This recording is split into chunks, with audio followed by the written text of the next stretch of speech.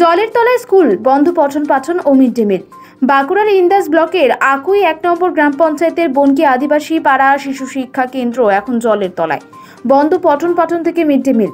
প্রাক প্রাইমারি থেকে ক্লাস 4 পর্যন্ত 17 জন ছাত্রছাত্রী রয়েছে। গত 3 দিন ধরে শিশু শিক্ষা কেন্দ্রে জল থই থই অবস্থা, যার কারণে বন্ধ রয়েছে শিশু শিক্ষা কেন্দ্রের পঠন পাঠন ও মিড ডে মিলের কাজ। সে কারণে শিশু শিক্ষা কেন্দ্রের পরিকাঠামো নিয়ে প্রশ্ন উঠতে শুরু করেছে। স্থানীয়দের দাবি, প্রতি বছর বর্ষা শুরু হলেই এই সমস্যার সম্মুখীন হতে হয়। তাদের দাবি বারবার প্রশাসনকে জানানো হলেও সমস্যা সমাধানের কোনো রকম উদ্যোগ নেওয়া হয়নি। স্কুলের কি পরিস্থিতি? স্কুলের পরিস্থিতি এই তো দেখতেই পাচ্ছেন, এই এত জল, এই অবস্থাতে ছেলেরা আসবে কি করে? হ্যাঁ, এবং ম্যাডাম ওনারাও আসতে পারেন না। হ্যাঁ, এইভাবে হয়। এই একটু জল হলেই, একটু বৃষ্টির জন্যই আমাদের এইরকম সমস্যা লেগেই থাকে লাগাতার। পঠন পাঠন তো বন্ধ আছে। হ্যাঁ, বন্ধ আছে। হ্যাঁ, বন্ধ, টোটাল বন্ধ। হ্যাঁ, কবে খুলবে কিছু জানেন?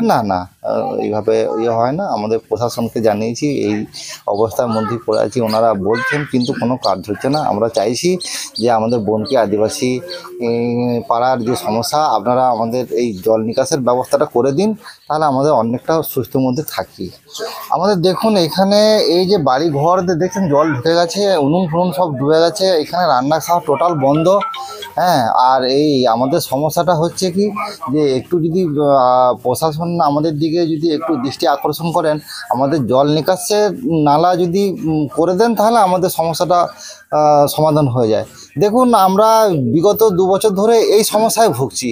হ্যাঁ, আমরা সব জানিয়েছি, ভিডিও বা আমরা লোকালে সবাইকে জানিয়েছি, ওনারা এসেওছেন, দেখেওছেন, কিন্তু কোনো কার্যকরী হচ্ছে না। আমাদের সমস্যা বেশি এই জলে লেগে। ছেলে পুলে বুনকি আদিবাসী পাড়ায় শিশু শিক্ষা কেন্দ্র, ছেলেরা একদম আসতে পারছে নি। 1 কোমর জল, ম্যাডামরা আসতে পারছে নি। আমাদের আদিবাসী পাড়া বাড়ি থেকে বেরোতে পারা যাচ্ছে নি। কল ডুবে গেছে, একদম জল খেতে পারা যাচ্ছে নি।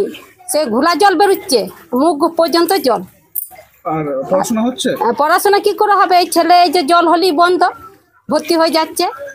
ড্রেন নাই, আর নাই কোনো একটা কিচ্ছু ব্যবস্থা নাই। মিড ডে মিল তো বন্ধ আছে। হ্যাঁ, এখন বন্ধ। কতদিন বন্ধ থাকবে কিছু জানেন? না, কি করে জলটা যতক্ষণ না মরছে, একটা ড্রেন না হলে, ব্যবস্থা হলে কি করে জলটা মরবে? মেন দরকার একটা ড্রেন। হ্যাঁ, ড্রেন।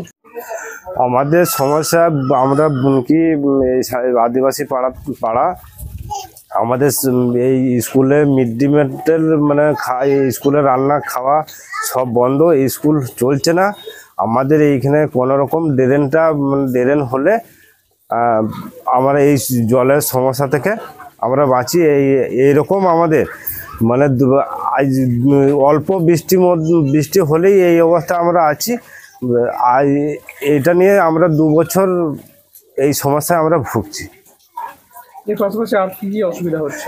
আমাদের এই ঘর দুয়ার, সব পাড়ার মানুষ জল তো খেতেই পাচ্ছে না, তারপর ঘর দুয়ার সব পড়ে যাবে। মানে তাহলে কি হলে এই মুহূর্তে ভালো হয়? আমাদের কোনো রকম করে ড্রেনটা যদি যদি হয়, তাহলে আমরা ওর থেকে সমস্যা, এই জলের থেকে আমরা রেহাই পাবো। প্রশাসনের কাছে তো গিয়েছিলাম। হ্যাঁ, প্রশাসনের কাছেও গিয়েছিলাম, বিডিও অফিসেও গিয়েছিলাম, সবাই বলেছে যে হ্যাঁ হবে, কিন্তু দেখেও গেছে, কিন্তু কোনো কার্যকরী আমাদের হয় না। আর এই স্কুলের পঠন পাঠন তো তাহলে বন্ধ হয়েছে? হ্যাঁ, স্কুলের পঠন সবই বন্ধ। দিদিমণি তো আসেনি, আর এবং স্কুল কোনো বাচ্চা আসতে পারবে। নিউজ সমবার্তা।